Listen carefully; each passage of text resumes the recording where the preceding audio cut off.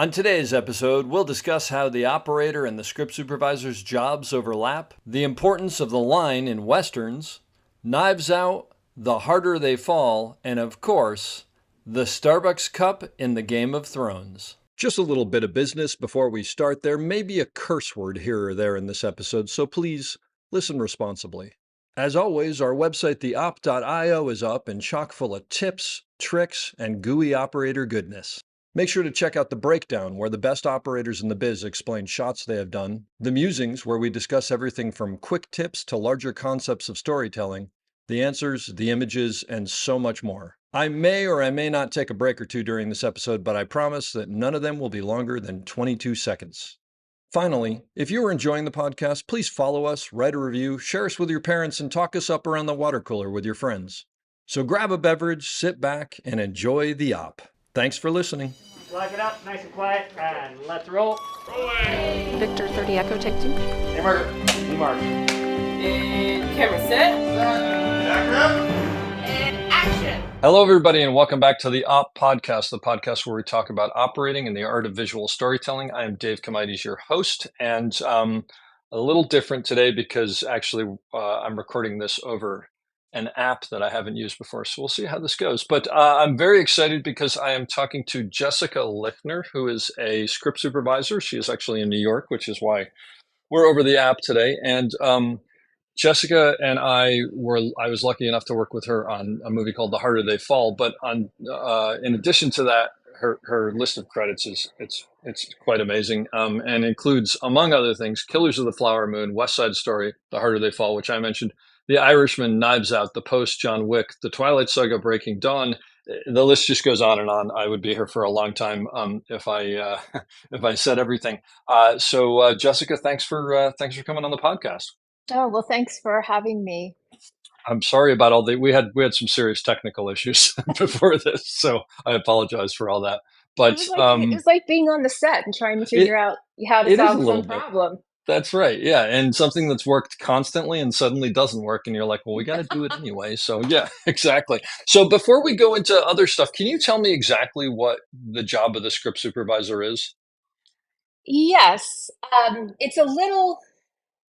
It's hard to describe what a script supervisor does because it's different on every job. So I always say if a film crew were a baseball team, the script supervisor is the shortstop, who, runs this a little bit this way, runs a little bit that way, depending on who the other players are and how the ball's been hit. Okay. All right. More or less, a script supervisor is the liaison between the editor and the director. Okay. We take notes. We're compiling a catalog of everything that's shot and recorded for the editor, for them to use in post-production, and for other departments to use in post-production. We are guarding the script. We are responsible for continuity in its many forms, including storyline continuity, hair, makeup, wardrobe continuity, prop continuity, and action matching for cuts. Mm-hmm. And we're also there to advise the director on other matters of editing, including shot selection, sequencing, how things eventually will or won't cut together. We do all of those things. We also track the production. What do you mean by track the production? We keep track every day of how many pages that we shoot in the script and how many are left to shoot. Sure. How many scenes we've done and how many are left to do, that sort of thing. We write down the time we're all supposed to be at work, the time we take our first shot, the time we eat lunch. Mm-hmm. And all of those records are used for people's time cards. It has to do with how people get paid. And also for production, their studio or streamer. We're their eye that way on what happens every day. Gotcha. It's interesting that you say that you're the liaison between the director and the editor, because the second you said that, I went, oh my God, that's absolutely right. But I never really thought of it like that because I see what you're doing. Well, I mean, I don't see what you're doing on set because you're usually back behind the monitor and we see each other occasionally, but I know what you're doing on set, but that makes perfect sense. So basically you're you're keeping notes with the director to go, and that's why you're circling takes, right? To say this is the best take and that's the alternate take or whatever, so that the editors have an idea of what to do, putting the assembly together before the director gets there. Yes, because if you think about on on the set, a lot of people keep records. You know, the mixer, the sound mixer, the person Hmm. who's recording the sound is keeping a record of takes. The camera assistants are keeping a record of takes. Um, but the script supervisor is the only person on the set who's recording what the director thinks, Interesting. and And that is crucial. sure. Well, I would imagine, especially because there are things that come on the spot that they may not remember down the line or remember exactly what they were wanted to do, and you can just look that back up and remind them, right?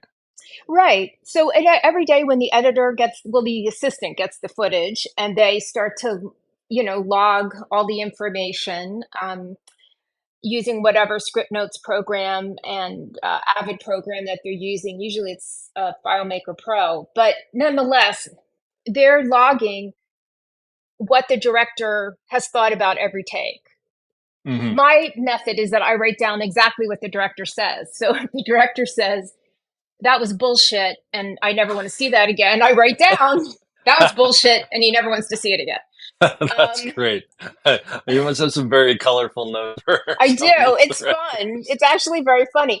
But because part of what I try to do is give the editor the feeling of being on the set with us. Hmm. And Gotcha. it's telling the story of the setups, which is, a camera position that we're shooting. I'm trying to tell the editor what happened as we went along. So it isn't just that take 4 was the best one. It's like, well, what was wrong with take 3? Gotcha. What was wrong with take 2? And in some ways, what's wrong with things ends up being much more important in post production. Because if you're looking for a glance or a look or something special to edit into the scene, let's say, you might pull something from another take, but you're not going to pull from the one where it says the focus is no good. Gotcha. Okay, I see what you're saying. That makes perfect sense. Now, do you talk to the assistant editor daily, or is it just like notes back and forth, or? I hope I don't talk to them daily because Okay, well, that I don't means know. things are going Oh, wrong. okay. So you only talk to them when there are problems. I see. So you're not Well, getting updates. mostly. But that said, as production goes on, are you getting updates of like, hey, we still need that insert from blah blah blah blah blah or whatever? I mean, are they keeping track of that and making sure that things are happening?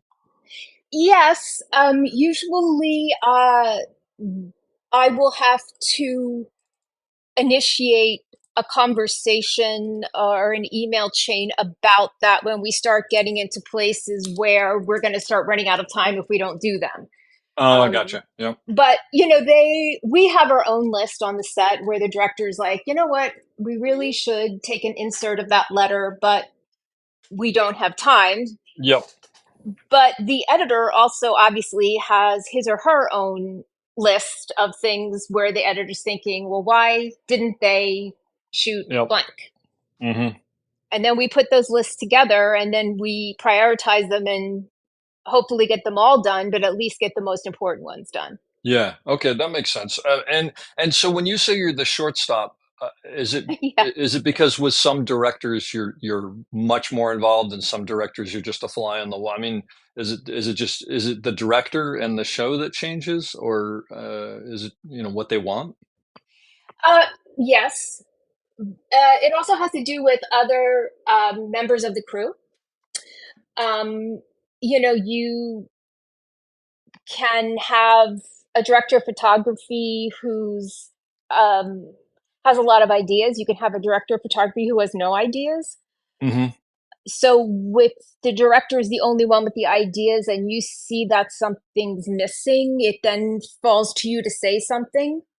Okay, I see what you're saying. So basically, you're sort of going, I know that we need this. I'm going to see if it comes from somewhere else. And if it doesn't, then I'll probably step in and say, hey, do you think we need this or something like that? Yes. And then each director is completely different, even down to I one director I work with. You cannot talk right after he says cut because he will then forget what he's going to say. Yeah, sure. That makes sense. So you have to remember that the next time you work with him, that when he says cut, you just have to sit there completely quiet until he says whatever was on his mind. Yeah. And I have another director who, when he says cut, I literally have 1 second to say something's wrong with the take, or he's like gotten up and is going to another location. Like, he's like, goodbye, everybody. I'll see you, uptown. He's And in the car. yes. So, you have to remember that. And you have to, sometimes I make mistakes and I mix those two people up, and that's funny Sure. to me. But I don't think they think it's funny. yeah, do you have like a little Rolodex of like notes on these people if you haven't worked for them in a while to remind yourself, or you just hope you No, remember? I remember. I Okay. remember, like, especially the first time I mistake one for the other and they glare at me and I'm like, oh, wait a minute. Uh-oh, I talked and now nobody knows what the director was going to say. That's hysterical. It's like you get one mistake on day one, and then you better figure it out. That's great. So how'd you get into this? What was your career path like? Well, like so many people in our business, I got started somewhat by accident. Yeah. Um, I I had a career. I worked in the theater from the time I was pretty young, actually, and I always say that my career and I were losing interest in each other at the same time. I like that. And but the big question was what to do next. And because many people that work in the theater doing musicals, which is what I was doing, start pretty young. And so you sort of miss that period of time where you look around and see what else is out there. And when you say So working in the theater, do you mean it as an actress? I was a singer and Oh, I okay. performed on stage in musicals, in musical Cool. comedies. Wow. Yeah. And so anyway, the what used to be called the Actors Fund, but is now called the Entertainment Community Fund, Hmm. sponsored it was outplacement counseling. It was for people that wanted to get out of the business, but kind of didn't know how. Yeah. And I went through the whole time and I was having a wonderful time and I really enjoyed meeting all the other people. And I'm not coming up with any ideas of what I'm going to do next. And finally, a guy in the group who had done some production said to me, I think you should be a script supervisor. Huh. And I said, okay, because at least that was an idea. Yeah. And I just so happened that a woman, I was in LA at the time, and there was a woman who taught script supervising, and I signed up for her class. And it's going to sound like I'm making this up, but like from the minute she started explaining it, I thought, I love this. That's He was amazing. right. Yeah. Wow. Yeah. And what was it that you loved? I mean, are you like an organized person in normal life? It just appealed to you, or what was it that you liked? The storytelling. Okay. I love to read. I love stories. I love the movies. I always loved the movies ever since I was like a little kid. Uh-huh. I just couldn't wait to see more movies. I love plays. I love stories, and it combined so many different elements of things. I like to explain things. I like things to work out. I, I don't mind keeping track of things. I like to be in the middle of everything, but not in charge of it. It's kind of Hmm. perfect for me. Yeah. No, that's great. That all makes perfect sense.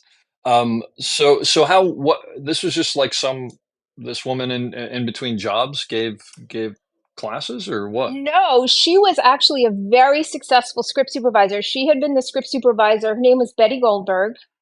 She had been the Uh-huh. script supervisor on lots and lots of things, including Beverly Hills Cop, Uh-huh. and had, started herself in the business from nowhere and rose up very high. But she had a child, and she decided, I don't want to be on There the you go. set 14 hours a day. Yeah. Yeah. And so she started teaching, and we would go to her garage in Beverly Hills, and we learned how to break down a script. We learned how to, we learned it all. And at the end of the time of this class, which was over a couple of months, once a week, she took two of us and she said, "You guys can really do this, and I believe in you, and I'm going to help you get started." And she did. Oh, that's amazing. It was And amazing. and what a great feeling for you, like, to go, okay, someone thinks that I've got what it takes. That's great. Wow. Yeah. And Uh, and so did she get, were you ready, were you like, did you know enough to jump on a movie and actually do the job, or was it still there an apprenticeship aspect to it? Well, I did practice. I did industrial, like movies they make for schools and that kind of. I don't even know if they Yeah, do that anymore, but they used to do that, and sure. like on Yeah. 16 millimeter. Yep. Okay. And I did a lot of AFI student films. Okay. And then when she and we I would continue to show her my notes and my work, and we would talk about what happened. And when she felt like I had practiced enough, which wasn't really that long, Uh, she recommended me for a job because she was known for people looking for, inexpensive script supervisors. And I got my first feature, which was a Roger Corman movie. another Roger Corman. It's Yeah. amazing how many people came out of Roger Corman. Do you remember what it was? Yes, it was called In the Heat of Passion. Ah, fantastic. Yes, it and it was we made it out in the studio space out in Venice. Hmm. Yep, that which was like And a complete death trap. I mean, that place was crazy. It's unbelievable to me. Oh yeah, I mean, boy. think about like going into the editing room with all this flammable film strip Oh, pieces go. hanging all over it, it's terrifying. But the DP was Wally Pfister. Oh wow, that's great. So it was, I still remember seeing Memento in the theater Hmm. and seeing his name come up at the end and just being completely flabbergasted because I hadn't known what happened to him since and vice Oh, that's versa. cool. Yeah. And, I remember us sitting on the back of the camera truck and talking about like what we would do if the whole thing didn't work out. Ah, that's so great. That just goes to show everybody out there starting out. Everybody started out, right? Oh, And yeah. and none of us had any idea. Oh, that's fantastic. That's very cool. So did you? I mean, did you feel like you knew what you were doing, or were you still learning, or what was that like? Well, I'm still learning now. Yeah, I mean, I get you. Yeah. so, um, no, I was extremely well trained.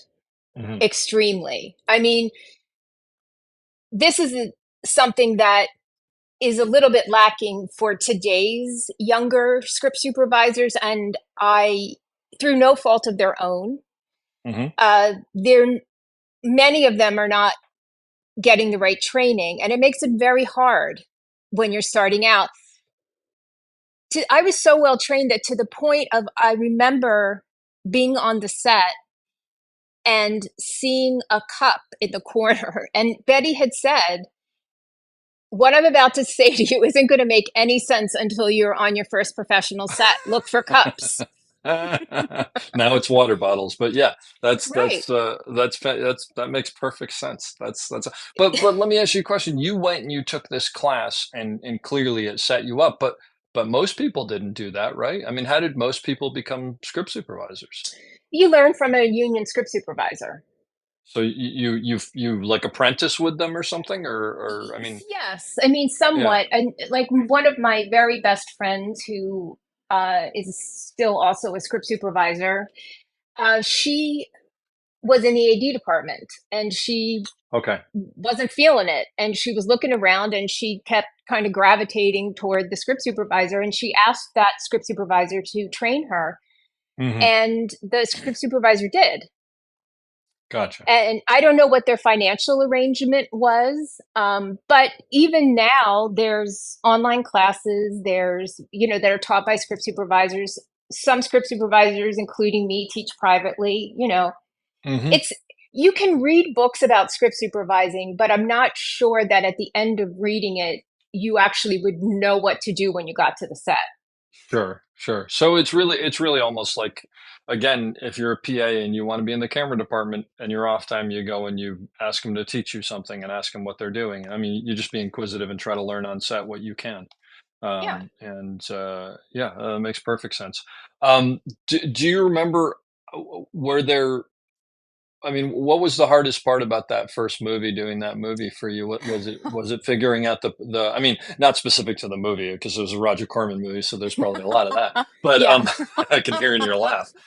No, but I mean, was it sort of figuring out the different personalities? Because I would imagine that especially how you first set it up, that's probably a big part of your job that I don't think about is like you're constantly sort of going, okay, this person might get a little ruffled when I give a suggestion, so maybe I have to hold that back for a different time, or there's a lot of politics there, right? Yes, I though the early movies though, I was so consumed with describing shots correctly in my Oh, notes, interesting. something that becomes second nature to you, as you do it a lot and you start to understand that there's certain shots you're going to do in every movie and Gotcha. Yep. here it is and you know how to describe it. I Uh-huh. was consumed with that. I was consumed with screen direction. Hmm. The first movies, it was really all about me for me, Sure. I get it. and I didn't get too involved and in some ways that probably was helpful because there were some shenanigans going on, but I was still figuring out like how to adequately describe the master, so I couldn't Yeah. get involved. So you're clueless to it. No, I totally get it. Now to that point, I have to ask you, so if you went back and looked at your notes from that first movie, were you writing volumes about every shot? Whereas now you would have just it's some shorthand that you have? No, I would say my notes are probably more detailed now. Oh, interesting. There's most script supervisors, or the way I was taught to take notes was not to gum up the notes that go to the editor with information they don't need. Uh-huh. So who's looking left to right and who's looking right to left and who crossed over here and did that is in my scratch script. We keep a script, or we used to. I don't know what people do now, but this is what I do. I still do it. I have Yeah, a paper script and I write things down in pencil. And those notes are for me. So that if we gotcha. go back to a reshoot, I mean, the editor's looking at the footage. If why are you writing down that the person's looking left to right? They can I see that. I never would have thought of that until you said that, of course, because they have the visual information, so you don't have to say he picks up the cup with his left hand because they see that he picks up the cup with his left hand. But if you go back, you need to be able to quickly grab that information. That's amazing. Yeah. Um, Yes. And also, I would say they, right. So, what Betty taught us, and to this day, I mean, I think so many times of her because this is what I'm saying about being well trained. It mhm. follows you through your whole career. The only time they care about if someone's matching is if they're not doing it. But the only time they care about someone's matching is if yeah. So you don't have to say it's the same thing because you assume. You just say this time Right. they picked it up with the right. Yeah, gotcha. Yeah, that makes perfect sense. Well, basically, you only need to flag something if it needs to be flagged. I Yeah. mean, which is a silly thing to say, but it makes a lot of sense because otherwise your notes are 5 volumes long and there's not a lot of information in there that they need. Yeah, that's incredible. So basically, then as the take is going, are you just constantly writing? It's Yeah. funny because I know that you're there and you're probably sometimes 5 feet away from me, but I don't actually know what you're doing at the moment because, of course, I'm on the camera. So you're just constantly taking notes. And is it all? Are most people doing it digitally now? Yes, I mean, I also do digital notes, but I do them after the fact. For me, there's a real connection between my brain and writing. Yes. Well, I mean, there are studies about this actually that you have better cognition if you write things down as opposed to digital. So that makes Right. sense. Yeah. So I have my own kind of notation. I make a mark when a person stops. I make a mark when a person stands or sits. Because Huh. in editing, you're looking for, or the style of editing we mostly use now, you're looking for big body moves because that's where they're going to cut because it tricks the eye into accepting the image change. Hmm. That makes sense. Oh, interesting. Um, so For me, actually just making the mark with the pencil puts it into my brain so much that I sometimes don't even look at what I wrote. It was the act of noticing it enough to write it, to make the mark, that Oh, makes me wow. remember. Huh. Oh, that's really interesting. And actually, it's fascinating that you say big body moves and edits because I think I know that, but I never sort of thought of it in that vein. And uh, it just makes me think about camera movement and movement within the frame very differently all of a sudden. That's fascinating. Um, so so do you? I mean, over the years, do you do you ever go into editing? Are you ever involved in that process, or are you pretty much just hear my notes and call me if you need something? Well, I don't do it anymore, but when I Yeah. first started, especially at Roger Corman's, you know, scary, scary studio space, I used to, Which is what it should be called. yeah, Yeah. I used to, when the day was over, I would go to editing because Just there is no way for you. So, one very interesting thing about being a script supervisor is you don't know when something's wrong sometimes until it's too late. And oh you don't know yeah, that your judgment was incorrect. yeah. I mean, as you get further in your career, hopefully you're making less and less mistakes in Of judgment. course. Yeah, yeah. But at the beginning, you're making them all the time. But when you say in judgment, what can you give me an example of what that would be? Yes, well, matching is a good one. When is Oh. it? When is the matching so far off they won't be able to use the take? Where's the line, basically? Yeah, yeah. And well, look, that reminds me of there are things that I remember. I mean, in the harder they fall, I'm sure we did it. That I come up to the script supervisor all the time. I go, you think we're going to get away with this? Like, are we pushing it Right. too much? And yeah, Exactly. we're constantly having because there's that thing of you never want to like, just handcuff an actor, but at the same time, you don't want to go down that road. So yeah, I see what you mean by judgment calls. That makes perfect sense. Um, yeah. So you have to make the decision, or you know what, line crossing and that kind of thing, Hmm. all of that. So you have to you make eye line trajectories, the bane of your and my existence, or the fun of our Hmm. existence, depending on how you look at it. Yeah, yeah. Um, you make your decision, and then I would go to editing, and they would be putting together the footage, from the day before, and I could see the result of my thinking. So basically, it's like the checks and balances. Like, oh yeah, I got that right. I could be a little more careful on that. Whatever. Yeah, Yeah. yeah. Interesting. And did you do that for a couple of movies, or I mean, like, how long did it take till you went? I think I got this. Well, I mean, I still have times when I will write a note to the editor and say, "Will you put this scene together, please?" Yeah. Just You because you're know? concerned, you're like, Yeah. you put it together so I can. I got you. And it must just get to the point where you just have a gut feeling of like, I can totally sign off on this scene because it's a no brainer, but this is the one I'm worried about. Yes. Yeah. And Yeah. does that still happen? Because I mean, Yes. you're on a pretty advanced level now. So Well, I mean, I'm not worried that, Martin Scorsese doesn't know how the scene's going to go together, yeah, he probably does, right? Yeah, he does. Yeah, yeah. Uh, no, but I don't only work with those directors. Well, you and I were working with a first-time director Sure. Yeah, yeah. And who, and a first-time director who was extremely creative and wasn't necessarily tied into the things that we all worry about, right? yeah, So it's I guess that's one of those things where with certain directors you have to push in one direction and certain directions. I mean, like for instance, James, there was never a problem with coming up with an idea because he had tremendous ideas. yeah. Yeah, that yeah, that's really so from show to show, you must have to sort of like completely. I don't want to use the word reinvent, but it's like put the brakes on certain things and pull the stops on other things depending on what you need or what Right. they need from you. You're the shortstop. Yeah. And do you are you involved in I don't know, this is a ridiculous question that I don't know this. Are you involved in pre-production at all, or do you just show Oh up? yeah. uh, Oh Okay, you no. are.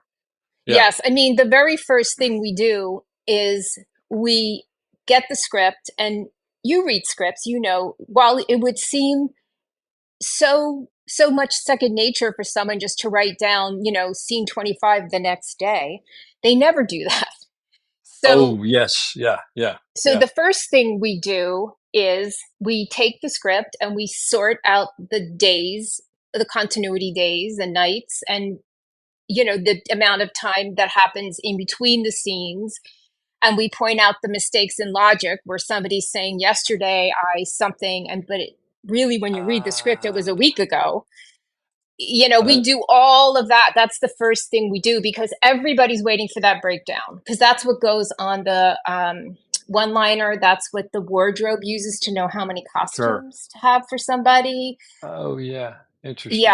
And it's Yeah. very complicated. It can be extreme. I mean, in The Irishman was 240 something scenes Oh my God. over like 20 something years. So, Yeah, yeah. So you basically have almost like a calendar of how everything works. And yeah. do you find over time that really the biggest problems are just because I would imagine that the biggest problems come out because of like rewrites and stuff like Oh, that where yeah. they change something but there's still 10% that they didn't. And oh, that's fascinating. Now to ask you and maybe I'm wrong that this would be crazy, but it would seem like a movie for some reason I sort of feel like a movie like Knives Out must have been tough in that because of what the movie is and the structure of it, or am I wrong? Uh, I had some questions, but in a whodunit and a thriller, obviously, and Ryan's an incredible writer. Yeah, He's spent a lot of time, and it was so clever. I mean, all the really clever parts of it, were there from the minute I read the script. So then I'm going to come in gotcha. with my really irritating questions, which I try to keep down to less than 10, so the director doesn't get scared, when he Sure, first sure, meets sure. you. Yeah, yeah, yeah, yeah. Um, but I'm going to say, is this supposed to be happening at the same time as that? Because, I mean, it's, in some ways, like a thriller, it's more important. Well, that's why I asked because I mean, and again, he's a great writer. So actually, now that I think Yes. about it, it probably was pretty there by the time you got to it. Yes. But it almost seems like with well, that movie specifically because it's so sort of it's one of those movies that at the end it's like, oh, wait a minute, blah blah blah blah blah. It all has Right. to add up. Like it doesn't seem like there's a lot of room for error. So I was thinking maybe you have to almost go through it with more of a fine tooth comb to make sure all those pieces are there, and that and I think part of it is probably not well. Did you write it correctly? But is it being perceived correctly? Right? Because you're almost the Yes. first audience in a way. Yes, exactly. Yes, that's Interesting. exactly right. So many times what you're saying to the director is, or, and sometimes you end up not doing it with the director. Certain directors just don't want to do it. Don't want So to you'll hear it. do Yeah. it with the AD and the writer. And Mhm. you'll say, and they'll say, well, this, XYZ. And you're like, I know, but listen to, listen to me say this.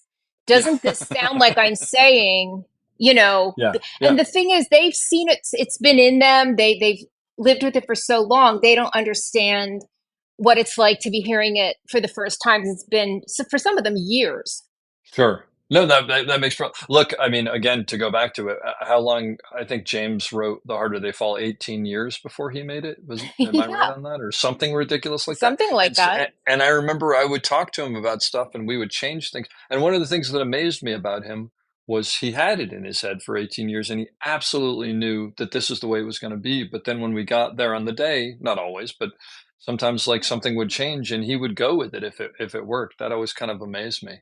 But Yes, but he's a very special he is, yeah. No, no, no. filmmaker, and Yeah. um, you know,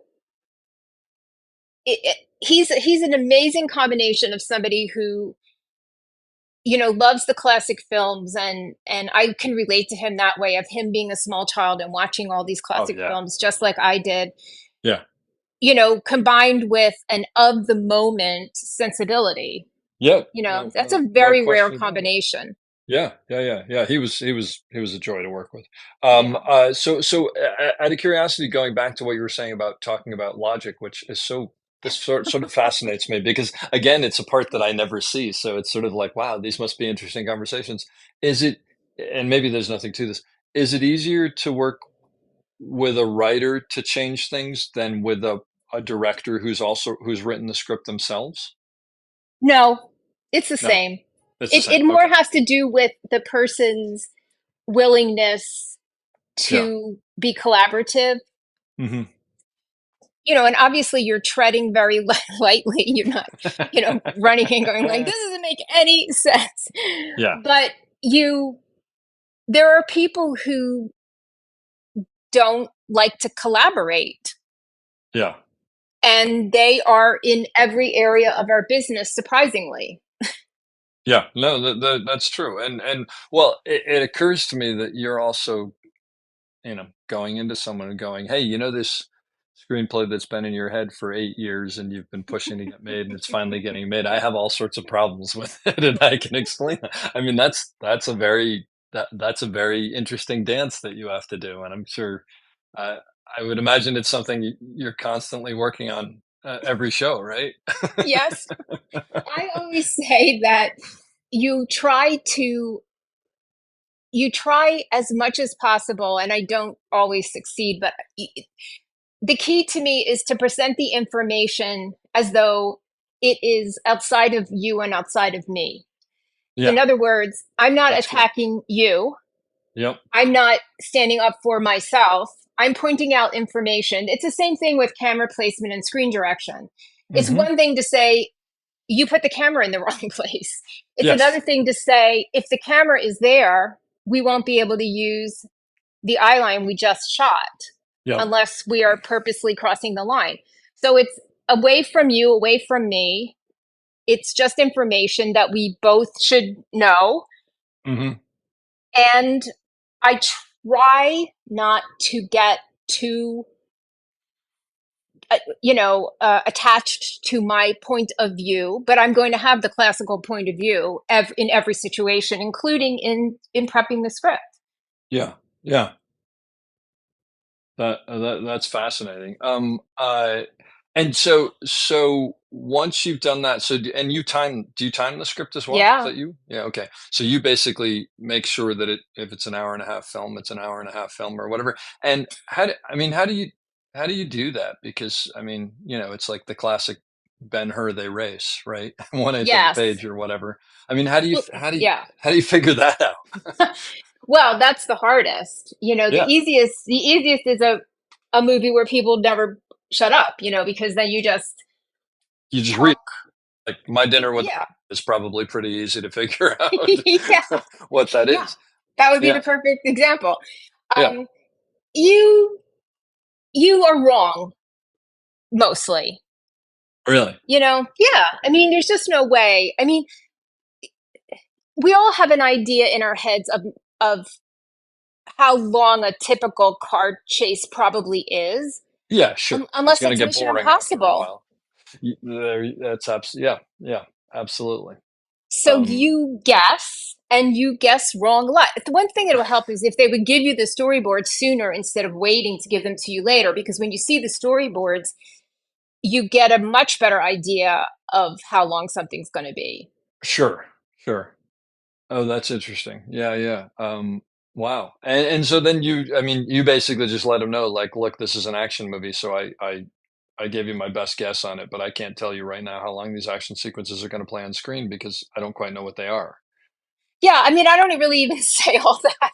They I just just turn understand my that? timing in, and if they don't understand it, what can I do about that? I mean, they Sure. must understand that it's all, and it's, to be honest, pre-timing is a minefield because it's very political in the sense that, some people overwrite Ah, and okay. their idea is, well, we're going to shoot all of it and later I'm going to pare it down, which doesn't always work. Yeah, Sometimes it works, but you'll come out with a 2+ hour timing and they'll say, there's no way this movie is that long. yeah. Wow. And That's then they don't want the streamer or studio to see how long the movie actually is. So then it turns into like, can you shave? I'm going to cut right at as soon as somebody stops talking, there's all those kind of codes for make it shorter. yeah. Mhm, mhm. Wow. Um, that's fascinating. That's a whole part of this that I never even understood. So then how do you when I mean, you've worked with some huge names, obviously. Spielberg and Scorsese, right up there, and many other people. And I mean, do you go to all of them with the same kind of thing, or do you is everybody open to these ideas early on, or are people not? I'm not asking you for specific names. I'm just saying, like, do you pull back with some people going, they know what they're doing, they've been doing this long. I'm not about to tell them what they probably know, or do you still sort of go in there and go, this looks like it times out a little differently than what we thought is, or this logic doesn't work. I wouldn't talk about timing with either of those people, Hmm. actually, or most people. In fact, when I pre-time the script, which is just part of what we do in pre-production, Yeah. I don't tell anybody. I Oh, wait you for them just to ask for it gotcha. because That some makes people sense. don't care. Some people know the movie is long and they don't care. Yeah, Some people don't want to know because they don't want that in their head. There's lots of different sure. ways that people feel about it. So I basically don't tell anybody until somebody asks. And then if it's a producer who's asking, I would always send it to the director Hmm. and ask them to give it to the producer or to give me permission to give it to the producer. Again, so it's politics and playing the games sort of that come up. I don't mean games in a bad way, but they're all throughout the set. But Yeah. what about logic questions? I mean, because I guess what I'm getting at is like if I went in as the script supervisor, assuming I knew what I was doing, but I've got no whatever. I don't think I'm going to go up to Steven Spielberg or Scorsese and go, "This doesn't make sense here." I mean, hopefully I'd do No. it better than that. But I have to assume that, you've done enough things and you've worked with enough people that they must realize that if you're bringing something up, there's got to be some validity to it. So they should probably, just at least listen. I mean, Yeah. do you hesitate bringing things up sometimes because of, the size of these people who you're working with? Well, usually when somebody is that big and really they're the two biggest. I don't Yeah. work with anybody bigger than that, and Yeah. not many other people do either. Yeah. But No, no, they exactly. have they have a whole ecosystem in play. So Sure. with Marty in particular, who you know is very involved in every step of everything. He's not showing up and Yeah. Winging finding it. things out. Yeah, winging it. Yeah. Yeah. Um, No. but he has a longtime researcher Hmm. who's worked with him 20 years. So, and I have complete access to her all the time, Ah, and we okay. will talk about it. Yeah. And if she, and she's a great sounding board because she uh, is also the other person. Well, she's actually been thinking about the script longer than I have. That's what, okay. So basically, but there's sort of a system of checks and balances in place that you can go through before it actually gets to the point where you're like, I think we really need to bring this up. Yeah, and I wouldn't be the one Yeah. bringing it up, probably. I Sure. mean, Yeah. you know, it Yep. it would be somebody in the ecosystem that director likes to talk to about that kind of stuff. Hmm. So I'm going to present the issue. The intermediary person is going to decide whether and they've worked a lot longer with the person than me, and they're going to say, like, he will care about that, he won't care about that. And Sure. then they're going to occasionally we go together. Mostly they just go and I wait for the answer. Hmm. Yeah. No, that makes perfect sense. By the way, on a totally unrelated though, it seems like being Martin Scorsese's researcher for 20 years would be a really cool job. Yeah. Oh, it's um, amazing. And she not yeah. only does she research everything for all the movies, and I mean, she is incredible. Like you could ask Marianne something about, like these unbelievably obscure things That's and what I she figured, will right? it's unbelievable. But she also, like maintains his archives, and when there's exhibitions of his posters and different things, she handles all that. Oh my It's gosh. great. Well, wow, Yeah. that's like I didn't even know this was a job. So that's that's very Yeah, cool. that's a job. That's really cool.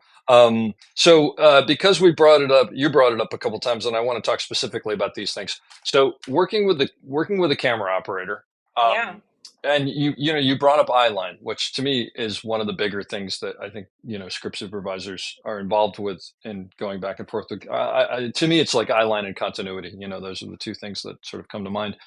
I personally always feel like if I'm not hearing a lot from the script supervisor, assuming they're good, then when I do, I should really pay attention to it because it means we've like really pushed it to such an. And I think I can't remember specifically, but I think there were a couple times where you came up to me and were like, "We're supposed to be over here," and I realized that I don't know, that was during COVID, so it's like I haven't gotten enough oxygen, and I'm like, why is the camera over here? But that was always this big sort of like, oh my gosh. So my question for you is this: it's funny because what I always tell younger operators is, look, you absolutely have to understand eye line, and for anybody who's listening who doesn't understand this, when you shoot the master, which is the big wide sign of this, the big wide of the scene, you'll usually be, if you have two characters, there's an imaginary line between them. And if the camera is sort of to one side of them, you never cross over to the other. And the reason being because when you cut in editing, it can get confusing. But over the years, what I've come to, and it used to be when I started out, this was like a sacrosanct, like you never cross the line. And I think, I think audiences have become more sophisticated, and I wonder whether you agree. And so now I sort of go, I always want to know where we have to be, and then if there's something that goes on the other side of that that works and isn't going to be confusing in the cut, clearly I'll check with the script supervisor and clearly I'll check with the director and the DP. But it's not necessarily something we can't do. And I'm wondering, is that does that jive with sort of your feeling about the line or Well, like so many other things, it depends. yeah. I feel like my responsibility is to, uh, hold the strictest line in the sense of so everyone understands if we were doing it classically, this is how we would do it. Yeah, we're taking a chance by doing this other thing, sort of. Well, it also depends on what it is. In an action movie, when you're in a car chase, nobody would in a million years expect you to stay on one side of the car. That's true. Good point. Yeah. Yeah. In a Western, which the entire idea of a Western is quite literally people facing off against each other, Oh yeah. Yeah. Uh-huh. that's the most classical kind of Yeah. movie. Yeah. If a guy is shooting and then we go to the other person and it looks like he's shooting in the same direction, you assume that someone's coming on horseback towards them.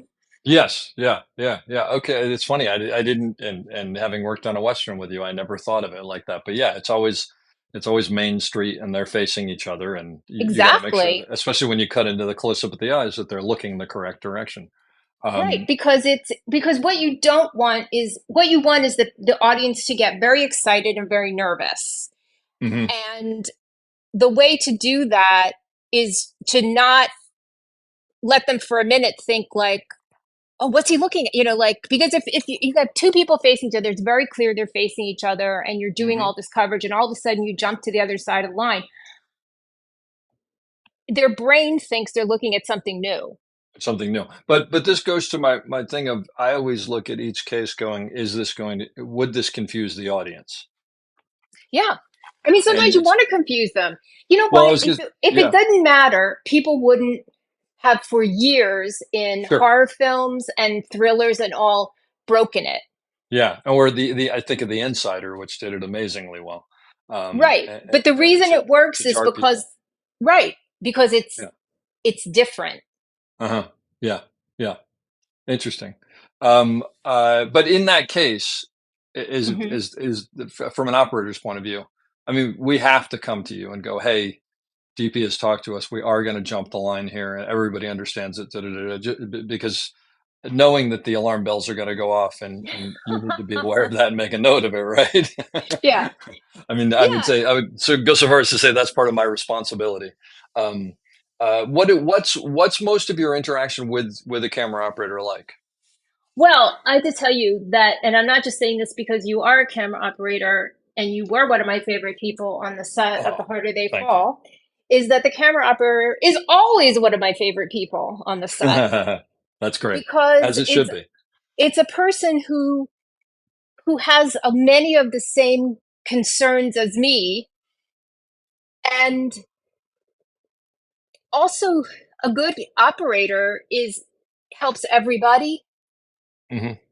And when you're in the process of helping someone else, sometimes my problem gets solved. Uh, without yeah, having to yeah, ask you. absolutely. That When makes I perfect sense. when I first went to my first union jobs, I couldn't believe how I couldn't believe how it was amazing to me that there was an operator, there was a person who was devoted to the frame, Yeah, because and to that's not helping. what it's like in an indie. Yeah, yeah, yeah, yeah. And well, meaning in an indie, you've got a director of photography who's also operating, who is Yeah. only focusing on that. Yeah, no, absolutely, absolutely right.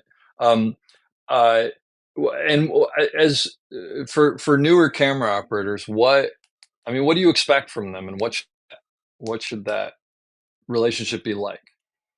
Well, I expect if there's a problem, that rather than shout it out and get everybody involved, because it's amazing to me the people that love to get into the screen direction, discussions, Yeah, who that morning found out what screen direction was, but they they just looked it up on their iPhone. Yeah, yeah, yeah, and then they're right in there with everybody else, telling you, well, it doesn't matter. So yep. I would hope that, um, if there's an issue, it's something that we can talk about by ourselves. I mean, not literally by ourselves, but, in a more quiet way. So that at least if we see there's a major problem and we're heading in that direction, we can go as a united front to Hmm. present this to the powers that be, to the DP and to the director. Hmm. Um, so I want to feel like we're on the same team. And I always feel like we are in the same team. So the few times, and it's been very rare, but the few times when I've had an operator who's really not on my team, that's very difficult. So this was my next question to you. What does that look like? I mean, what are they doing that they just not? I mean, is it the simple things of they don't care about continuity, they don't care about eyeline, or is there more to it than that? Well, then not only do they not care, but oftentimes they take that opportunity to announce that and make you a ridiculous figure. Uh, yeah, that's You know, yeah. If anybody learns anything from that, don't throw people under the bus. Don't throw anybody under the bus. It's right. just not. It's ridiculous. Um, Right. And it's one thing to say, I don't agree with what you're saying, or in this instance, I don't think it matters that we're crossing the line, or the DP has told me we are crossing the line. yeah, And that's what we're doing. And I go to the director and say, do you know that? Do you know what that means? And they say yes. And then I stop talking about it. yeah. That's You've very covered. different than, Yeah. saying something like, oh, here she comes. I Oh, bet we're jeez. Yeah. crossing the line. Here comes the line police. Yeah. Yeah, no, because well, like you said, at the end of the day, if that's what they want to do, that's fine. You just want to make sure that a mistake isn't being made and this is being done on purpose and everybody knows that it's being done. Because the last thing you want to do is have the director get into editing and going, wait, what happened here? I didn't know this was happening, and they're in Right. trouble. So then you're obviously sending a note to editing going, just to be clear, everybody's on board that we're crossing the line or that, whatever the note is, that something Yeah. is out there. Yeah. I'll tell them, this is across the line on purpose. Uh-huh. So Yeah. that, because you have to just think about being a person in an editing room, and you're getting all this material, and you're assembling it very quickly so that there's Yeah. at least, you could see sort of the very broad strokes of the scene, and all of a sudden you get a shot that does seems like it doesn't fit in. Uh-huh. Yeah. And at least And you can go through your notes and go, oh, okay, this is not supposed to fit in. They want this right. this Yeah, way. Yeah. Yeah. exactly. That Exactly. makes So it perfect. isn't it isn't telling on anybody. I'm not going to write down like names like, Yeah. So how about when I'm on the camera and I'm doing a shot and they cut and they go, oh, I need another one. I soft set. I panned Mhm. off too far in soft set. And they go, no, no, no, we're never going to use that. And I think to myself, oh, that's the famous last words. And then I walk back to the monitor and I go, hey, can you just do me a favor and throw in your notes that we saw offset and everybody knows about it. Do you actually put those in your notes? Yeah. Okay, good. I Oh was my going to gosh, wonder. I'm like, yes. yeah, No, of course. But yeah. you're not the only person doing that, by the way. Is that right? Are other people who's like make it hair and makeup or something or Yeah, wardrobe or yeah. it doesn't surprise me, but of course I don't hear that. Hair is saying, coming over to me, and saying, they wouldn't let me reset her hair, Gotcha. or Yep. like, and part of it is sometimes depending on my relationship with the director, I will, if they don't seem to be responding to that, I'll say, you know, Dave said we saw off the set. Did you hear him say that? And sometimes they'll say, no, I didn't Gotcha. hear that. Yep. Or they'll say like, yes, and we're never going to use that part of the shot. And I'm like, okay. But I Hmm. write that in my notes. I write every time they say it's not good focus. I write every time somebody says, and I like, in our headphones, we constantly have the mixer going, like plane, car. I can't hear those. They're mumbling, Gotcha. Oh, okay. and So I'm you're writing all that constantly. down. Yeah, I'm writing down like everything because, first of all, I have respect for what other people do, and Hmm. I respect that they care enough about what they're doing that they're telling me that. And so, Sure. and they're telling me in good faith. So for me to be going to people like, okay, yeah, and then not writing any of it down would be really awful. Yeah. Yeah.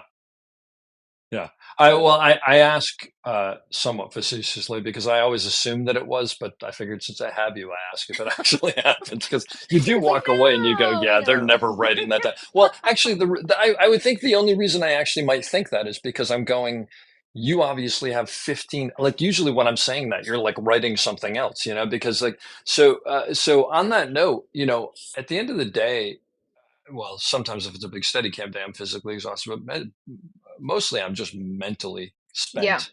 And excuse me, I have to assume, that you're that to the nth degree because it seems like mentally you're constantly keeping track of this and looking at hair and makeup and looking at wardrobe and looking at the cups in the corner and looking at and keeping all these notes. I mean, it must just be unbelievable.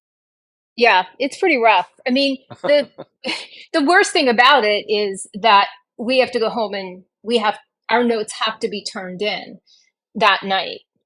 So how much time do you have? I mean, I go home and I collapse. How much time do you have after work after we wrap on a given It on the average movie? it can really depend, and of course, the longer you do it, you get better at keeping up to a certain extent during the day, although that's its own problem because Sure. just when you'd really rather go over to Crafty and like have a 1 minute conversation with someone as another human being, you're Yes. there instead, catching up on your notes, but it's at least an hour. Wow. So that's yeah. So I mean that's a long day already. But then and I mean mentally you're probably just making sure like okay I can't forget this and I can't forget that and I mean it just has to be this like mental checklist. So do you just kind of shut down on the weekends then? Yeah, I mean, you definitely have to go to the no stimulation zone. That's what Yeah. I call it. It's like you really, it isn't even like binging something necessarily helps you. It's because then Yep. you're watching a reality show and thinking like, that's not what she had on a minute ago. It's like, And so actually that's a good question. Can you let that go when you're watching a movie? yes, if I'm not working. Oh, you can. Okay. Oh, but you mean if you see a movie on a weekend where you're working, you'll actually be sort of clocking all that stuff? Yeah, I'll be doing continuity for the movie that's already in the theater. That's terrible. Oh my gosh. Wow. Well, it's just hard to turn it off. It's like Sure. what's different than watching it on it's the same. So, but if I'm like not working, and Yeah.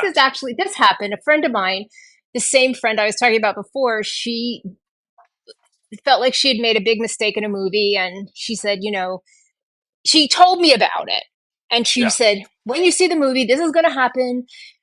I'm just telling you, I know it's there. Blah blah blah blah blah. I'm watching the movie. The scene comes up. The scene goes by. I never saw it. And I knew it was there. And you were even looking for it. Yeah. But I was And watching the movie like a which person in a theater. yeah.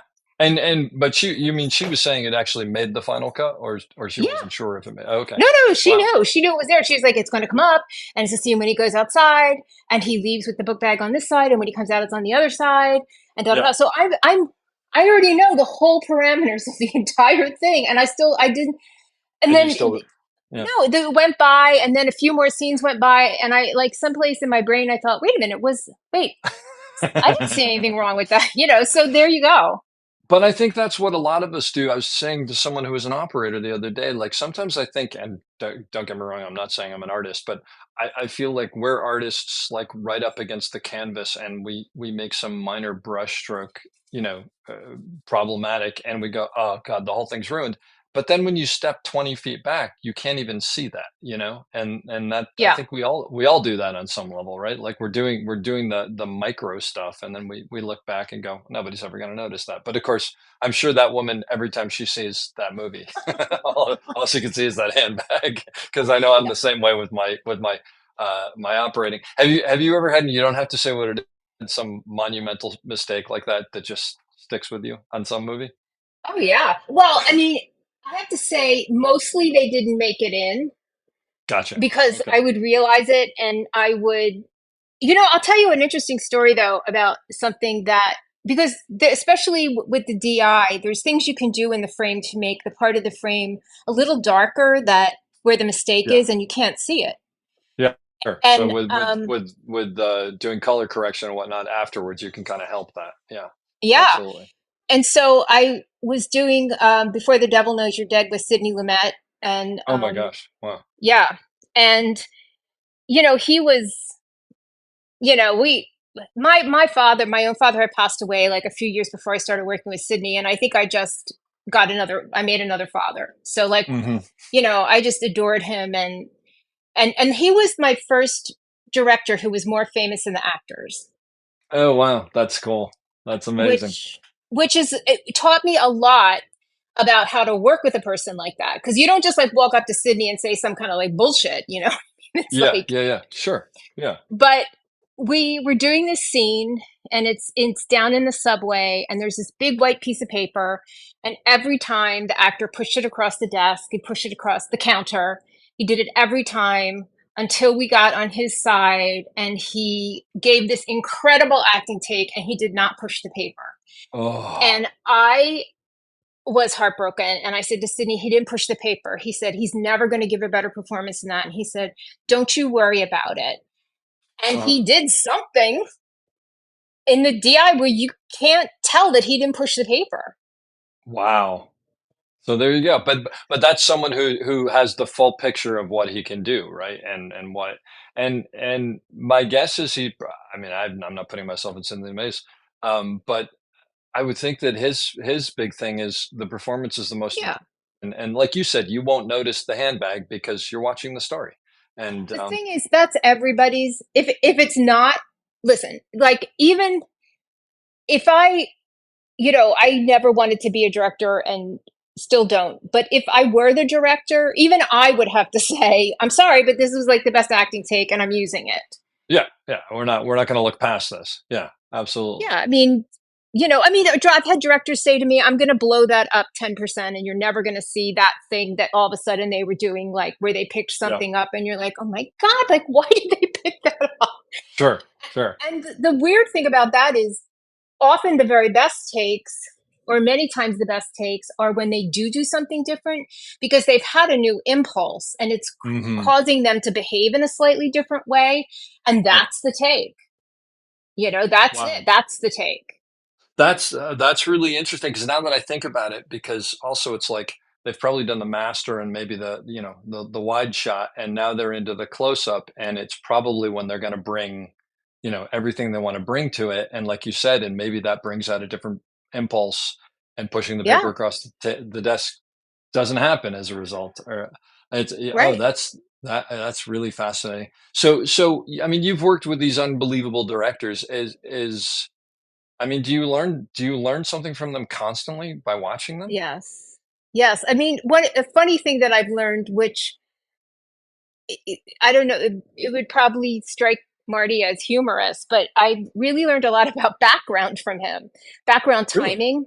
Yeah, Yeah. because they'll say background, and the person will walk through the frame, and then because it's the time is right and the director is looking at the actor's face and knows to say action, the background is gone and it's never going to be on screen. Sure. Yeah, yeah, yeah, yeah. that happens all the time. And I don't think I ever knew that until I heard Marty say, like, many times to the ADs, we're never going to see that. Like, you Yeah. have to put that person further back in the, or whatever. And I don't think that ever crossed my mind until I heard him say that so many times. And now I see it happen on the set all the time. Oh, And it's I get, constant. Yeah, that's amazing. That's a great. By the way, a fantastic tip for younger operators, because yeah. I'm not gonna put myself on Martin Scorsese's level, but I will say as an operator, it always drives me crazy when they go background and action, and it's like half of the people have left the frame. But then, Yeah, it's a and classic. It's a yeah, classic move. Like, there's nobody yeah, in the frame. And because I'm always, Betty told all of us, stick with the money. So I'm not really usually looking at the background that much unless they come really close to the main actors at a pivotal point. sure, And then I have to know, well, that's when they're there. yeah. So I just never thought about it. But then after hearing him say it so many times, and so now I have said to then other people, like, you're never going to see that guy, right? Because, Yeah, you mean on some other show where yeah, one isn't keeping an eye on that? That's yeah, incredible. Yeah, that's amazing. And just because we're talking about Martin Scorsese, is he completely involved in every aspect? I mean, yeah. and I don't mean this in a bad way, but he seems like he's a complete auteur and a control freak, and that everything is Oh, very he's not a specific. control freak. Oh, really? Interesting. Yeah. I would say that isn't true. He's unbelievably collaborative, and it's there's a very wide open space for people to have ideas, That's amazing. including while you're shooting, and the operator have ideas, and so he's not a control, and the actors to have ideas, Yeah. and everything can change on a dime because somebody said something that, not even necessarily to him, but that he hears, that he's like, yeah, let's do that. So it's But best idea wins, basically. yes, Yeah. and you know I mean, let's be real, like 97% of the time his idea is the It's best. probably right. Yeah, yeah. No, I get. I guess actually, to sort of restate what I think what I meant when I said control freak is I think that he seems like the type of person who absolutely knows what he wants the movie to be, what he wants the story to be, what he wants the scene to be.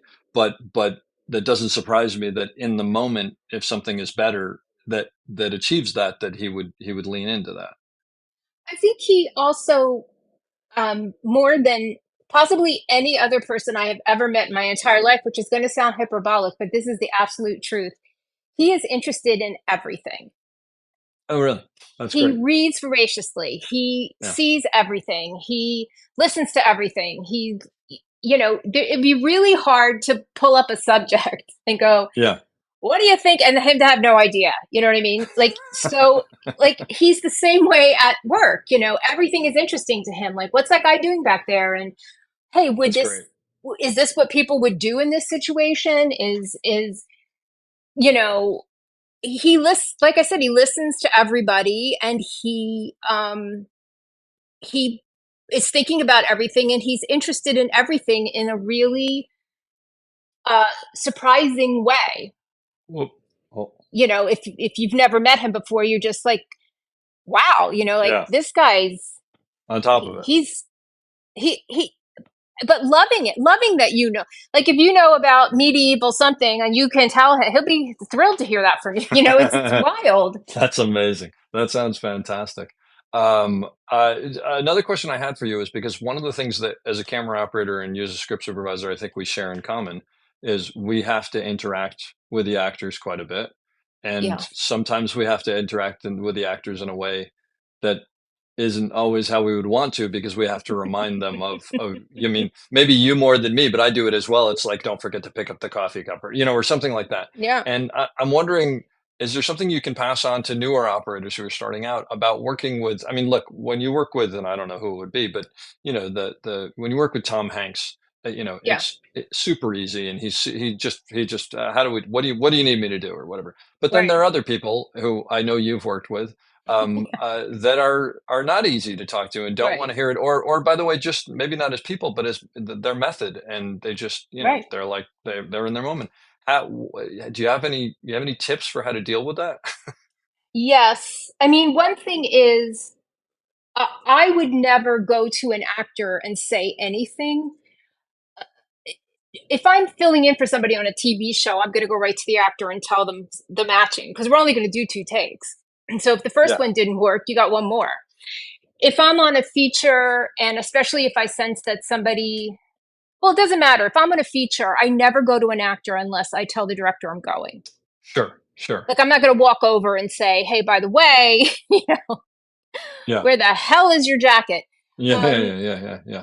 so the director, and then I'm waiting for the director to say to me, don't do it, do it. And I would say to operators, like, if you're not under the gun and you have an actor that has rebuffed you, or even said something like, don't tell me that, or Yeah. whatever, I would go to the director, or I would go to the DP, definitely, if you feel more Hmm. comfortable doing that, and have the DP go to the director and say, listen, if he doesn't, when he walks out on the other side of the road, we can't keep him in the frame.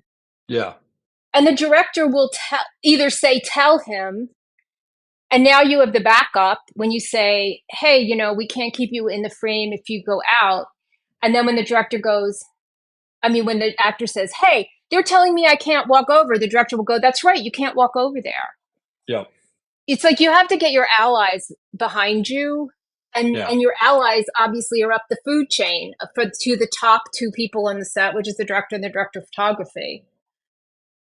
Yeah, no, I that's a wonderful way to put it. I mean, it's exactly right, because the thing is, you're probably gonna go down in flames if you do, if you step up and say something. Um, Well, yeah, uh, because here's what you never want to happen, and I know this is where you're heading with it, is because we've seen it happen, not necessarily to us, or it has happened to us. She wants me to. it's the worst thing in the world. But the operator told me to. Well, wait a minute. Exactly. How Well, did you this know what? happen? Well, I'll tell you what the worst thing is. If they were heading up to the good performance, and the director can tell they're 1 or 2 away, Hmm. and instead what happens is they flame out on the next take, and they say, but the operator told me not to do that. Yep. Oh Yep. boy.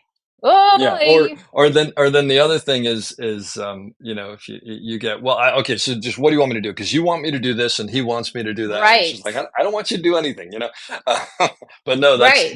this is all great stuff for, especially, look, it's great stuff for people like me to hear, but it's great stuff for younger operators to hear too, because you're going to get into that situation. I mean, you work long enough, it's gonna happen.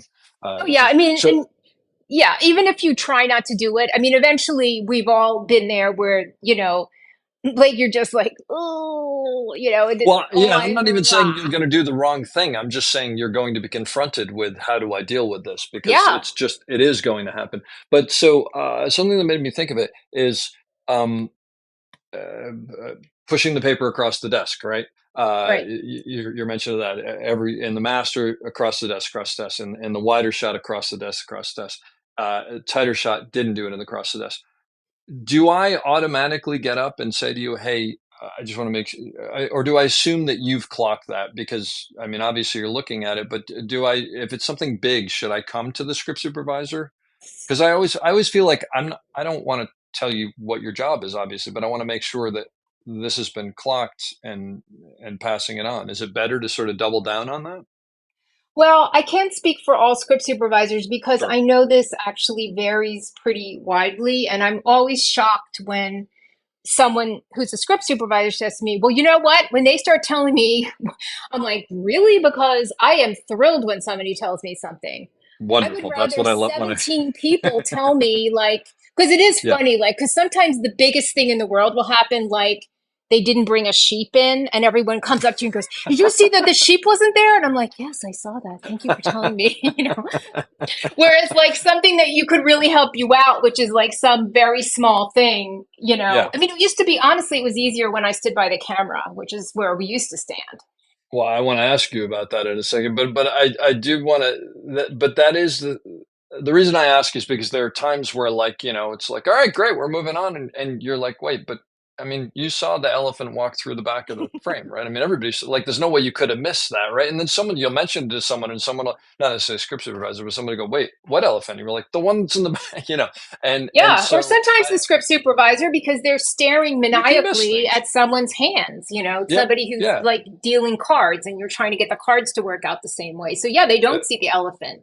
That's exactly right. So that's good. That's good to know, because I mean, I always, even within the camera department, I always think, look, redundancy is always better, because it's like, yeah, of course I know we're going to the 25, and it's just like, great, as long as and I know and we're all on the same page. So I think in all these departments, redundancy is better. So yeah, I would always err on that. But I want to ask you about that. So did you start out standing by the camera? Yes. I mean, when I first started, this is going to make me sound like, I was D.W. Griffith's script supervisor. writing on like a tablet of stone. Yeah, exactly. Yeah. It was really like, it took hours to chisel that stuff in there. Yeah, No, exactly. And but the sound was terrible. But no, so I mean, was it because there wasn't, you're just on projects that didn't have video assist? yeah, I mean, video assist existed. It wasn't, I Yeah. wasn't pre-video assist. No, I know that. But, Yeah. but we didn't have I wasn't working on stuff Yeah. that, was $1 million. So there was no video assist. That's not where they were spending their money. Right. And there was no computer, and there was no nothing. And there was no iPhone to take pictures. There was nothing. And Yep. so, and this is something that pretty much goes, I can't speak for every script supervisor in the world, obviously, but I will say there's a generational difference between script supervisors who started on things without monitors and this, or recording monitors. And like, let's say today there's script supervisors that work on TV shows where they don't record things. They have better powers of observation because they have to. They didn't have a choice. Yeah. Right. And so you develop ways to, it's a kind of thinking, and it's automatic now, but it's a way of setting your brain. I mean, believe me, I love that there's playback, because sometimes I'll be looking for something that we can get away with if it comes before like a certain action or something like that. This is where it gets into the esoterics of editing things. But so I'll go to playback and I'll say, can I see that? Because I'm looking to see, like, all right, he does it right before we can get away with it. I have to say something about it. Mm-hmm. But, from years of having to know what somebody did, because there was no way to find out. Betty told me that what she used to have to do was, when they had to do inserts and stuff, they would send a little strip of film and they would hold it up to the light. Up to the light. Wow. And they'd be like, all right, that's where his hand is, and that's where the book. Yes, that's what they used to do. I mean, and that's only one generation above me. I was going to say, I never thought about that, but that makes perfect sense. Wow, that's fascinating. Wow, that's really interesting. Yeah, and that all just makes so much sense. I want to ask you, because you and I talked about this beforehand. You told me that you had some advice for script supervisors who were starting out, and also there's a mentorship program that I just wanted you to talk about, because I think it's good to put all that out there, even though it may not be specific to camera operators, but you never know, we'll learn from it. So I think what I want to say is, if anybody, who's listening to this podcast has any interest in being a script supervisor, or there are books available and they are very good and interesting, and you can learn a lot about what it would be like to be a script supervisor. You can't learn how to be a script supervisor, though, by reading them. If you read a book about a nurse, you would get a good idea of what a nurse did all day, but you wouldn't then go to the hospital and be like, I'm a nurse. You don't want that person putting an IV in your right. No, that's a very astute. Yeah.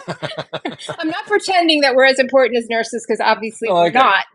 But there's But some information in between the two that's important. exactly, Yeah. Okay. exactly. All right. Gotcha. So I would say that, and also I would just make the point that unlike every other job on the set, every other job on the set, except for us, has a department full of people who are available to help you make decisions. We have Yeah. no You're one. a department of one. That's true. Yeah.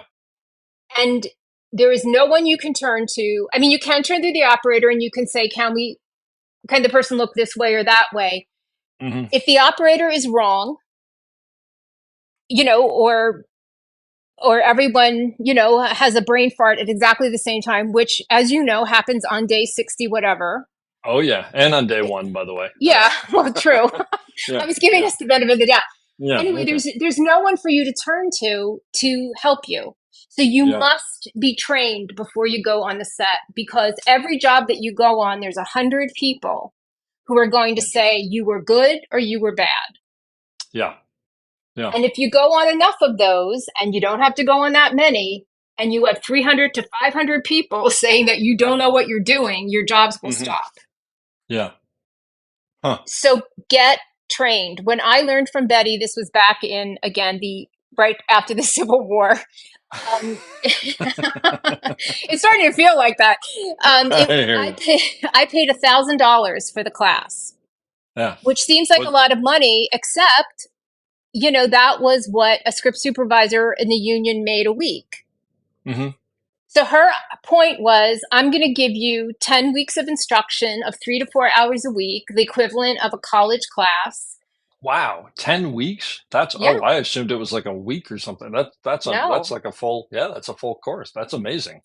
Actually, yeah, for because $1,000, that's not even, that seems no. And pretty her reasonable. point was Yeah. one day, and now union script supervisors, there's wide variations, but, make close to that or over that a day. Yeah. Sure. So so take instruction, give yourself a fighting chance, because you're going to need luck. You're going to need the time when, for whatever reason, you get a call to jump up in your career. You have to be ready, because you only get that call once. Hmm. And if Yeah. you go, and it's one thing when people know that you're inexperienced, it's another thing when they think you don't know what you're doing. Yeah. Yeah. So How do you get trained? you find a script supervisor, a union script supervisor. There are people who advertise online. You can call one of the IATSE script supervising locals. They're, listed on the internet, and you can Hmm. call the local and say, do you have anyone in the local who teaches? You can meet a script supervisor or see the name of a script supervisor in a movie, and you can find them online and ask them if they teach, and then you pay them to teach you. Hmm. And that's the best way. To Interesting. try to Yeah. Makes figure it perfect out on sense. your own would take too long, and you're going to make terrible mistakes that really somebody could just tell you not to do. Well, and also, like you said, it seems like, especially, and I wouldn't. Well, I don't want to say that. I was going to say I wouldn't have thought of it before this, but I just hadn't thought about it. But with all the things that you're talking about, those mistakes that you could make could be so catastrophic that they could cost tens of thousands of dollars to fix, or more, or be Or really more. problematic. Yeah. Um, that's great. That's great advice. And you said that there's also a mentorship program out there, right? Yes. Well, I don't know what they do on the West Coast. I'm in Sure. Local 161, which encompasses 24 states in the East, from Maine to Okay. Florida, and the District of Columbia and part of Illinois. So we have like a huge local. And what we were finding was that young script supervisors weren't getting the proper training. Because the other thing, I will say this, if you read online that somebody says, I can make you a script supervisor in a weekend, don't give them any money, because they can't. They're Yeah. taking your money, Yep. and they'll tell you a bunch of stuff, none of which will make sense to you, Hmm. and you'll be out the money and you still won't know what you're doing. But Yeah. anyway, so we were finding a lot of people that for various reasons got organized in, meaning they were on a show that was non-union and it turned union, so they got a union card, or many different reasons. And then they were coming into the local, and as I said, like, you're all by yourself on the set, Mm-hmm. and it's a singular job. And so what we decided was, we're going to take script supervisors who have between 8 and 35 years worth of experience. And we're going to, if a person comes into our local, we offer them the option to have a mentor for a year. And they can do it 3 times. And basically, we just put them together and we say, show your mentor your paperwork, show your mentor your resume, talk about networking, talk about how to give a good interview, ask about all the things that happen to you on the set. You know, if you're on a set and the director won't listen to you, at lunch, text your mentor and say, the director won't listen to me. Help me. That's You know, fantastic. That's yeah, amazing. Well, and the thing that you've mentioned a couple times that it just suddenly is kicking in is because you're a department of one. You know, if you're the fifth grip, you can watch the other grips and talk to the key grip. right. If you're a loader in the camera department, you know, it goes on and on and on. Well, not And only that, but by the way, the DP, I've seen the DP talk to the operator, yeah, right? no, exactly. That's what It I'm goes the saying. other way too. It goes the Sure, other no, way no, though too. no Not only question up, about it. it But goes down. yeah, but in other words, you're surrounded by people who, on whatever level they happen to be on, know what the job is, and you Right. really are out there on your own, with the exception, like you said, of maybe the camera operator being able to talk about screen direction or whatever, or continuity, and a couple other people. But there's nobody, especially as far as taking the notes. There's absolutely nobody to talk to. Right. So if That's you're, you know, we want to set our newest members up for success, and we're going into our 5th year of doing this. And we've had, in our local, we have about 227 script supervisors, and more than 75 script supervisors have participated either as mentors or mentees, which is a third of our membership. that's fantastic. Yeah, That's I amazing. mean that says a lot. Also, that's really incredible. Wow, what a great program. And so, if anybody listening to this is interested, they just call the local and say, I'm interested in the mentor program. No, you have to be in our local. Gotcha. Okay, We sorry. aren't teaching people how to be script supervisors. I gotcha. We're making sure that the members who have fulfilled at least the requirements to enter the local, that they're then not left on their own. Gotcha. So it's a perk of union memberships for script supervisors who come into local 161, which is the East Coast script supervisors. That And makes I more sense. heard a rumor that 871, which is the LA local, might also now be doing a mentorship program. I heard a rumor. I'm not sure if that's true. But Okay, again, it well, would be, you have to be in the local to take yes. advantage of it. No, that makes perfect sense. I wish we had something like that in the camera local, because I think I mean, maybe for less of a reason, but it's sorely needed. Well, Um, guess what? uh, You yeah. can start with. No, well, we do. I shouldn't say that. We have a mentorship program in the sense that, you know, it's, you're going to get together for 6 weeks and you're going to talk about stuff or whatever. But it doesn't sound quite as all encompassing as what you're talking about.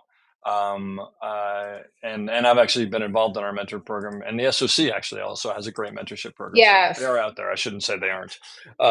But that's fantastic. I have to ask you one specific question, which I feel like I would be missing out if I didn't, but I'm guessing you get asked this quite often. The Starbucks Yes. cups in the Game of Thrones Oh my episode. God. You want to know something really crazy? Yeah. I went on to do a movie called Lyle Lyle Crocodile, which was a big CG crocodile, and it was a Okay. musical. So it was live action animation. Was it based on the To get kids' book? Was it a kids' Yeah, book? Yeah, I yeah. remember that book. Yeah. Okay. And you know, the visual effects supervisor was the visual effects supervisor on the Game of Thrones. And Okay. I forget, there was a cup or something, and we're like, look, there's a cup. I'm like, let's take Sure. it out. And like, no, let's leave it and have everybody talk. He got really mad. Oh, that's got to be a horrible thing. He Well, got but really mad. you know, I don't. I never even thought about that. Why didn't they just digitally take it out? They did take it out for further episodes. Believe me, they told me they Eventually. took it out. Yeah. Yeah, I'm sure. No, but I He mean, was like, so in other words, it was missed by the operator. It was missed by the script supervisor. It was missed in post. my guess It- is this. My guess is that they saw it on the set too late yeah, and they either couldn't do another take or they didn't want to do another take or something. And everybody at the time said they'll paint it out. And the script supervisor wrote down paint out coffee cup. And I nobody got you. read the notes and they didn't see the coffee cup. And the coffee cup went on television. Yeah, I mean, I said to him, like, shouldn't we think of this as a fun thing? I said, like, the whole world was talking about a coffee cup together and everyone was happy. Like, for a brief right. moment, the world Well, was united against the yeah, coffee cup. yeah. Well, not everybody was happy, but almost Yeah. everybody was happy. But, like, But yeah, you really like and he was a very jovial guy, but like if you mentioned coffee cup, he turned on wow. you. So it's Wow. like So okay. basically, like you're going to craft and you're like, do you want tea? Can I get you tea? Like you didn't want to say like coffee. Yeah, you know what I That's, say, coffee cup. oh my gosh. It's so funny because like the next day was everybody coming up to you and going, how could this possibly have happened? Like, was Oh everybody yeah, sort of yeah. thinking, yeah, Yeah, I mean, and I have to say, like, I would be really surprised. I could see it rolling. I could see you rolling on something like that, especially like, a TV show. It's so hectic. And I yeah, could see you rolling on the take. And then I could see like during the take, everybody going like, oh my God, yeah, yeah. what I do not believe and will go down with the ship saying that there's just no way that the script supervisor didn't make a note about that. It's the funny thing is, it's especially because it's that show, right? Like, Law and Order SVU. I Maybe can there's a see how coffee cup. I can see how there's a coffee cup you could blend in, and someone might even see it and go, "Well, I guess that's got to be okay." But it's like it's Game of Thrones. Well, There's then they no had all way. the water bottles in that other scene. Remember the other scene where they had all the Oh, water that's bottles under right. the Yeah, chair? it's amazing how water bottles. I mean, I hate water bottles to begin with, but from a camera operator point of view, water bottles just drive me nuts. Yeah. And I mean, I don't know if you do this, but just before I roll, I'll usually pull my head back and just sort of look around the room, see if anything Yeah, catches my I eye, because it's try. like they're constantly coming in and people. And then there's the thing with and nothing against them, but the actors are like, "You seeing these sides?" And I'm like, "The ones on your lap, yes." And then they'll stick Yeah. them in between the couch, and you're like, oh, now I got to keep an eye on the cushion of the couch that it doesn't push down. And it's just one thing after another. But it's that constant vigilance that makes people good at their jobs, I guess. Yes. But I figured I had a note and I had to ask you about that because it seems like but I do appreciate the fact that you sort of pushed it off on another department, which is exactly what I would do. Because if you asked me if the camera operator saw that, I would be like, yes, and they said something about it, and then the Well, script I mean, they supervisor didn't write it probably down. I'm sure the operator again like saw it after it was already going. Yeah, You know what I mean? I Like would think. Yeah, here's the other thing we don't actually know. So have the feeling, as I'm sure you do, that they run, I would guess, at least 4 cameras at all moments. or I mean, multiples anyway. Yeah, yeah. There's there's too no much going way on. they're not even doing two. There's no way they could actually get that done with 2 cameras. They just Yeah, can't. So yeah, my feeling is somebody set that shot up, and somebody was walking, into another shot, let's say, and put yep, the cup down, and you know you can't stop everything and say like there's a cup, like you want to but you can't, sure, yeah. and they rolled What on it. and that actually brings up something very different from this. But I was just interviewing yesterday a great operator who's now retired named Dan Gold, and he was pointing out to me that when he was trained very early on, if something was wrong with the take, you turn the camera off. Yeah, Mm-hmm. we got a cut. I'm sorry. We got a coffee cup. We got a cut. I'm sorry. You can't roll on it. And that's not the case anymore. Now you roll on No, I everything know. because, and by the way, you brought it up because it's like, the boom starts coming in. I now hold my frame, which is fine with me because I used to hate it when you'd have to, move down for it. But because I know that they're gonna, and I'm not gonna cut because I know that they're going to be able to take it out. Paint it out. But that of course, as you pointed out, relies on everybody looking at the notes, everybody taking their time, and them actually paying, you know, I mean, all these different things. And sometimes, as we see, those things don't happen. Well, So, I tell younger script supervisors if I'm ever talking about how we take notes, I'll say to them, put whatever's wrong, put the location in your notes. So, in other words, because you would be so surprised when you went to editing, because they're just not looking at that. And also, they edit on tiny little screens, that's true. you Wait, know, with the location, meaning there's a coffee cup on the table next to his hand, as opposed to yes. there's a coffee cup. Oh, I see what you're saying. So it also brings more attention to it. So yeah, it's like there should be something to that. That's yeah, that whole experience is fascinating.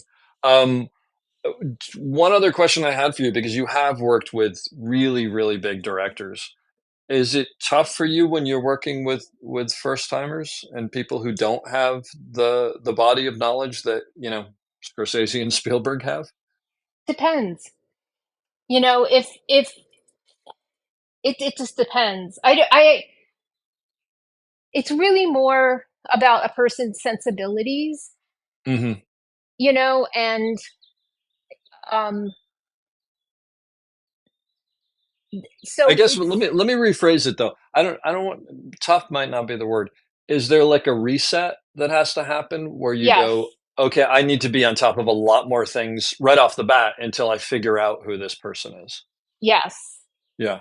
But you know, to be honest, I would be that way no matter, even if it was like a very prominent director, because you don't know. I mean, also, even with a beginning director, I will think 400 things and say four, Yeah, I gotcha. you Yeah, know? I'm I know sure what you you do the mean. same Yeah. thing. It's like you Yeah, think so many things, but you know, a person can't take in all that information.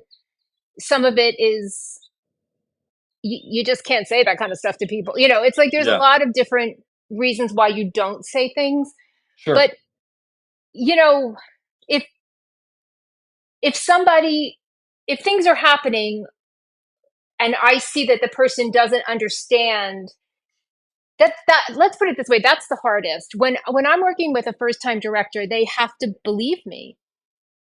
Yeah. When I'm telling them that something isn't going to cut together, there's very few ways for me to actually demonstrate that on the set. I can sometimes, and I have done this, ask the video to to paste it together. So here, this is why it's not going to work. Yeah. Show don't tell. Yeah, yeah. I see what you're saying. Whereas obviously, I'm guessing you're not doing that with Scorsese and Spielberg. Um, but Can you like you imagine? said, you still need to bring up something that's a big concern. But but at least with those bigger directors, you know that if they go, nah, it's fine. It'll be fine. I'm totally okay with it. You know, you can actually trust that that's accurate and that it won't Well, end up biting them in the ass. and if a first time director tells me they don't care, even if I know that they're saying that because they want me to stop talking because they don't understand, I will say, okay, Yeah. you know, that's the director. Yep. That's the director's prerogative is to say they don't care about something. And if they find out later that they care about it, then hopefully they're not just a jerk. Yeah. You know, I mean, this is also why we tell, especially script supervisors that work on, you know, low budgety things where everybody's learning. If you say something to the director and the director says they don't care, in your notes, you write that director knows blah, blah, blah. Yep. Yep. But And then you've got some recourse to say that yeah, I brought this up, and you know I'm sorry, but there's nothing more I could do. Yeah. right. Because Uh, actually, there isn't anything else you can do. And it's disrespectful to, you know, I think always think about like if it was turned around on me, you know, and mhm. I said to someone like, you know, it's fine that whatever, because I know it's not going to cut in there or whatever, you know, and a person Yep. kept at me. Yeah. I mean, it would be weird. You know what I mean? You'd be Well, like, and okay, basically what it's saying is I don't trust your judgment. I mean, that's essentially what correct. you're saying. And like you said, that's not your job at the end of the day. Your job and my job, by the way, is very much to go. I'm concerned about this. I just want to make you sure you're aware of it in case we need to change something. And if you're okay with it, then we should move on. And that's, Yes. and unfortunately nowadays more than ever, I get that more often, which is I need another why, because and it's, I don't care about that. And it's like, okay. And and I'll realize that, yeah, you don't care about it right now because you see this cutting a certain way in your mind, and it may cut that way, but you're now going to be forced to cut that way. So I wish I could do another take, but at the end of the day, I can't. And it's just that's just the way it is. But oh Just boy. about the last job that I did, I took over a job for somebody, and it was with another very famous director, and somebody that I don't know at all, and whatever. And he was very nice to me, but there were a lot of people smoking all the time, and so there was this endless problem of somebody would put a cigarette out, and at what point didn't it? Oh God, I didn't even think about the Like, cigarette. That's right. Yeah. does it stop smoking in the ashtray? I mean, it was endless, Oh my and God. no, it was a nightmare. And I forget what I said to him. I tried to keep that stuff down to a minimum. I talked to the prop department, I talked to the Sure. actor, whatever. But, everything. And I said something, and he said to me, he turned to me, and he said to me, "Are you nuts?" And it made me laugh. Because I thought, that's great. probably, and okay, I get it. Like, stop talking about that. But he didn't say it like in a mean way. Yeah, and like a joking way. Yeah, and it's like he had a list of 22 things, and that was number 25. So he wasn't. Yeah. So it really struck me. I mean, I think he was surprised that my response to that was to like laugh, but it just struck me as so funny because it's like, yeah, kinda. Yeah, exactly. Well, that's the thing is like the reason you're laughing is because like, yeah, actually I am, because I can't believe that this is what my job is, but it is. Yeah. And then it's funny. I haven't done a movie where people have smoked in such a long time that I It's a forgot nightmare. about that. Oh. Well, I forgot about that whole thing. Is like you go into the close up, and it's like, all right, well, where? Oh, I mean, I guess you got to start with the cigarette half hang, or like the ash hanging off and where it falls off. It's really just true. Yeah, I found the aftermath of like how long something continues to smoke the worst part, because it's like by the time this person walks up, it hits stop smoking. Yeah. Oh, that's that seems like you'd be going home at the end of every night just like neurotic, because of all the things you have to think of. But this is what we all do, and like I said before, I think it's because we're all standing so close to the canvas and being so meticulous that when you do step back, that that cigarette went out in that shot a little bit before this shot, but most people don't see it Yeah. beyond us because we've kept such an eye on it and gotten as close as we can. And the story is what you're watching. Hopefully, if you're not watching the story and you're watching the ashtray, you probably got a bigger problem with your movie, but that's another story for another time. Yeah. Yeah. This has been really great. I really appreciate it. I've actually learned a lot, and there's a lot of great information in here. I thank you. And, I want to leave you with the thing that I leave everybody with, which is someone getting into the business now, in any department really, or maybe you 20 years ago, something you wish you knew, some tidbit on how to make it in this business.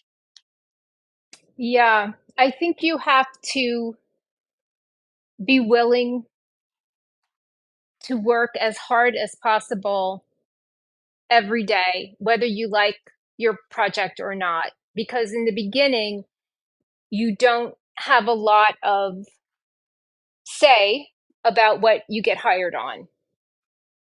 And conversely to that, if a job comes your way and there are people involved who have a reputation, or if you've worked with them before and they've mistreated you or something, say no, because another job will eventually come.